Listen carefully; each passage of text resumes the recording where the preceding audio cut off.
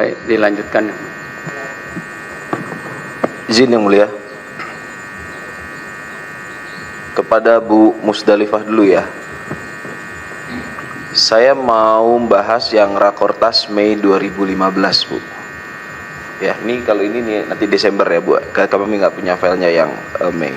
Di 2015 itu tadi disampaikan, sudah ditanya jaksa, ada surplus gula.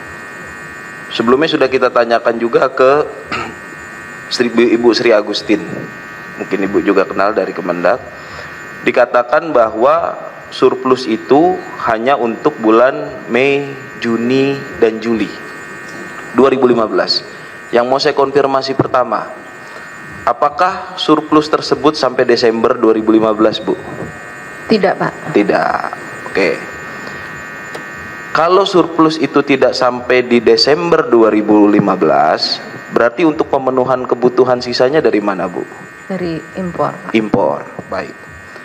Selanjutnya saya mau nanya, Bu, ada keterangan juga dari saksi Inkopkar yang menyatakan bahwasanya Inkopkar itu dapat perintah atau arahan dari Pak Presiden Joko Widodo untuk membantu mengenai pengadaan gula. Apakah Ibu tahu mengenai perintah tersebut di dalam rapat koordinasi?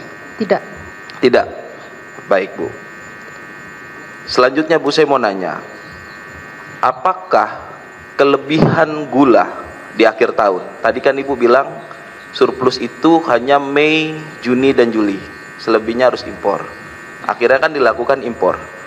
Apakah sisa di akhir tahun 2015 itu dipandang surplus atau itu dipandang stok untuk pemenuhan tahun depannya? Stok, Pak. Stok ya? Iya. Bukan surplus? Bukan. Oke, saya tanya lagi. Untuk tahun 2016, kelebihan gula di akhir tahun itu dipandang stok atau surplus? Di situ ada, Pak, tulisan stok akhir sebesar 840.611 ton. Ya, ini kan tulisan rapat, saya belum konfirmasi ini. Saya mau nanya Ibu dulu selaku saksi fakta. Iya. Apakah itu dipandang stok atau dipandang surplus? Stok, Pak. Stok. Iya. Karena terdakwa ini dibilang impor gula pada saat kondisi surplus. Dasarnya adalah sisa akhir tahun. Padahal sisa akhir tahun bukan surplus ya? Bukan. Bukan. Oke, terima kasih. Selanjutnya ini poin Rakortas pada Desember 2018, Bu. Kebutuhan stok akhir hanya 840. Ini yang tadi Ibu bilang adalah stok ya, Bu ya, bukan surplus ya. Iya. Oke. Nah, di tahun ini betul, Bu, ada keputusan seperti ini, Bu, dalam Rakortas. Iya, Pak. Betul. Iya, Pak. Betul. Oke. Kebijakan. Maksudnya ini ada waktu itu saya sampaikan, Pak. Iya. Tapi tidak termuat di dalam keputusan. Nah, iya, tapi ini betul dibahas, Bu ya. Iya, ini dibahas di tingkat ekselon 1 dan saya sampaikan di dalam Rakortas. Betul. Iya. Kalau ada pembahasan seperti ini, langkah yang harus dilakukan oleh kementerian terkait apa, Bu? Kan ada stok hanya sebesar 800. Ada kebutuhan sampai 1,1 juta. Apa tindakan yang harus dilakukan oleh menteri? Ya, memenuhi kebutuhan, Pak. Dengan cara? Ya, kalau yang ini ya impor. Impor. Berarti sudah benar, Bu, kalau menteri melaksanakan impor. Saksi ya, tadi sudah sampaikan ini dibahas, namun tidak jadi keputusan kan? Iya, tidak Apakah jadi keputusan. tetap menjadi kewajiban untuk dilaksanakan? Karena kan yang menjadi ini kan acuan, Pak. Iya. Jadi produksi di situ memang tidak diputuskan, Pak. Tidak diputuskan. Iya. Tidak Tapi diputuskan oleh rakor menteri. Dalam rakor tapi tidak ada kebutuhan yang perlu disiapkan, Pak. Ada kebutuhan tetap Iya, harus perlu dilaksanakan. disiapkan, iya. Demikian. Iya, Pak.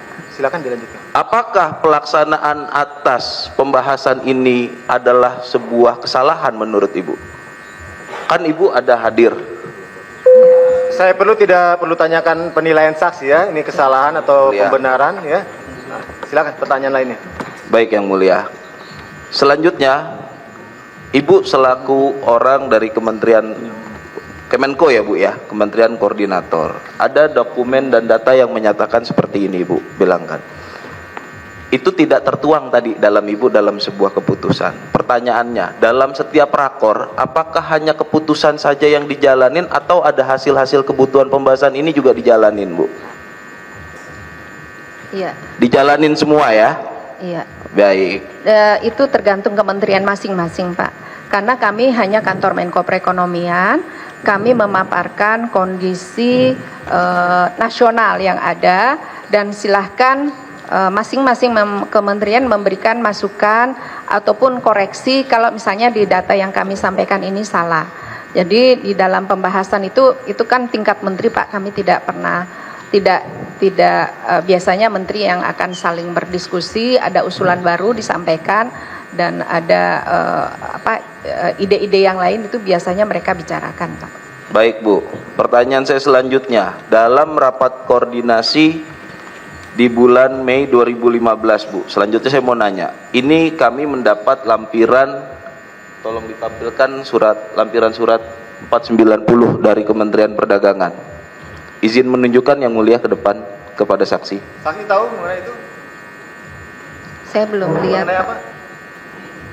Surat Kemendak mengenai daftar perusahaan untuk importasi gula yang mulia. Saksi tahu?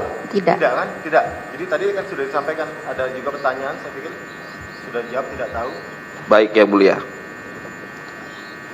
Selanjutnya saya menanyakan kepada saudara saksi, dalam Rakortas Mei 2015, Desember 2014, dan di bulan Mei 2016, dalam rakor-rakor itu apakah pernah ada pembahasan yang melarang impor GKM? Tidak, Pak. Oke. Malah kami usulkan impornya dalam bentuk GKM. Oh, jadi di rakor itulah rekomendasi untuk mengimpornya GKM. Dalam bentuk GKM. Dalam bentuk GKM. Iya. Baik. Pertanyaan selanjutnya, apakah dalam rakortas tersebut pernah ada larangan impor GKM tersebut dirubah menjadi GKP? Tidak. Tidak ada. Baik. Selanjutnya, apakah Ibu pernah diperiksa oleh BPK terkait audit tata niaga impor gula pada 2015 dan 2016? Hasilnya kalau nggak salah di 2017. Pernah diperiksa atau dimintai keterangan nggak oleh BPK? Iya. Mengenai tata niaga impor? Iya, iya. Oke.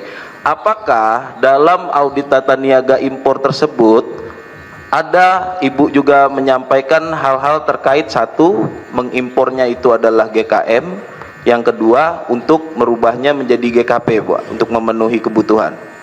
Yang pasti kami sampaikan di dalam rakor-rakor tersebut selalu diusulkan agar importasi dilakukan dalam bentuk GKM karena eranya adalah mendorong agar supaya industri dalam negeri lebih mempunyai daya saing lebih baik. Tenaga kerja bisa bekerja lebih lama daripada kalau diimpor langsung dalam bentuk GKP. GKP atau GKM, Bu? Kalau impor GKP kan dia tidak masuk ke dalam industri, Baik. tetapi langsung berhadapan dengan gula petani. Tapi kalau diimpor dalam bentuk gula kristal mentah, industri bisa berproduksi lebih lama, kemudian tenaga kerja dan multiplier efeknya akan banyak untuk meningkatkan daya saing rakyat. Saya mau mendalami pernyataan Ibu barusan. Kalau impornya GKP berarti berhadapan gula tersebut dengan gula petani. Iya. Itu merugikan petani, Bu? Belum tentu juga sih, Pak. Belum tentu juga. Memang jumlahnya jumlahnya sesuai dan kemudian tetapi kalau berhadapan langsung kontrol pemerintah agak kurang karena kan mereka langsung begitu langsung masuk pasar, harga yang kalau dia kemudian lebih rendah dari harga gula petani, nanti gula petani akan terpuruk, Pak. Oke, jadi Iya. gula petani akan terpuruk kalau impornya Iya. GKP langsung ya, Bu? Enggak, tidak, Pak. Kalau misalnya memang harga impornya itu jauh lebih murah misalnya. Mana yang bakal lebih murah, Bu? Harganya kalau GKM yang diimpor atau GKP, Bu? Maksud saya gini, masyarakat nih, kami ini sebagai masyarakat nih, bisa membeli gula mana yang lebih murah, dengan harga yang diimpor adalah GKP atau GKM dulu menjadi GKP baru kami beli? Saya tidak tahu persis Pak, karena itu kan dinamika harga itu akan bergejolak terus di pasar. Tetapi logikanya saja sih Pak, kalau gula itu diolah dulu, jadi kan ada pekerjaan, ada nilai yang diserap oleh rakyat di sektor industri, baik tenaga kerjanya maupun industrinya sendiri itu mempunyai daya saing, dan kemudian masuk ke pasar sehingga mudah-mudahan akan balance harga petani dan harga hasil industri gula kristal mentah tersebut. Baik, terakhir untuk Ibu, saya mau nanya Bu, balik ke audit tata niaga impor tadi Bu. Hasil auditnya Ibu tahu nggak keputusannya apa saja? Saya lupa. Lupa ya Bu ya? Ya, saya tidak tahu sih hasil auditnya. Tapi dari hasil audit tersebut, apakah pernah dinyatakan ada tindakan korupsi atas tata niaga impor yang dilakukan pada periode 2015 dan 2016 Bu, yang merugikan keuangan negara?